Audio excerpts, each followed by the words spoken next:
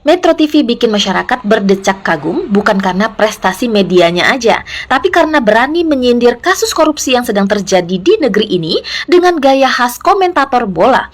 Presenter pun dengan gaya lugas dan tegas mengomentari kasus korupsi dari yang paling tinggi nominalnya hingga yang paling rendah.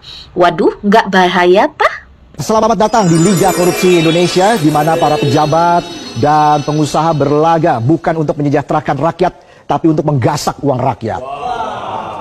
Laga kali ini pemirsa, persaingan makin sengit pemirsa antara PT Timah melawan Pertamina pemirsa. Peluang yang sangat bagus dari Pertamina. Oh sayang, dioplos sayang. Ahai kata Bung Ahai, jebret kata Bung Jebret, stay out kata Bung Toel. Usai bertengger di peringkat 1 sejak pertengahan hingga akhir tahun lalu, kali ini PT Timah harus rela turun peringkat, digeser oleh Pertamina yang kini kokoh di puncak klasemen. Netizen pun bersorak, Pertamina lolos ke Liga Champions korupsi. Sementara korupsi BLBI masih bertahan di posisi ketiga, disusul korupsi Duta Palma dan PT TPPI di posisi keempat, dan kelima kemudian kasus korupsi PT Asabri dan Jiwasraya yang sempat bikin heboh kini bertengger di peringkat ke-6 dan ke-7.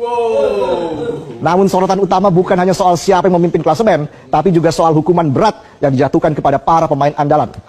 Contohnya Harvey Muiz yang awalnya hanya divonis 6,5 tahun. Wow, setara dengan 2 kali nonton sinetron tukang bubur naik haji ya. Akan tetapi ada VAR keadilan sehingga vonisnya naik menjadi 20 tahun. Netizen pun berspekulasi ini semua gara-gara momen romantis peluk dan cium di ruang sidang. Sepertinya momen ini ikut bikin jaksa jadi baper ya. Dengan vonis ini Harvey akhirnya masuk divisi utama lapas, tapi jangan khawatir pemirsa, hukuman 20 tahun itu kan hanya di atas kertas karena masih ada potongan masa tahanan. Dan juga masih ada remisi hari kemerdekaan. Ya, bisa jadi pulang lebih cepat secepat kereta wush. Sungguh sebuah liga yang unik pemirsa, skor kerugian negara mencapai ratusan triliun rupiah.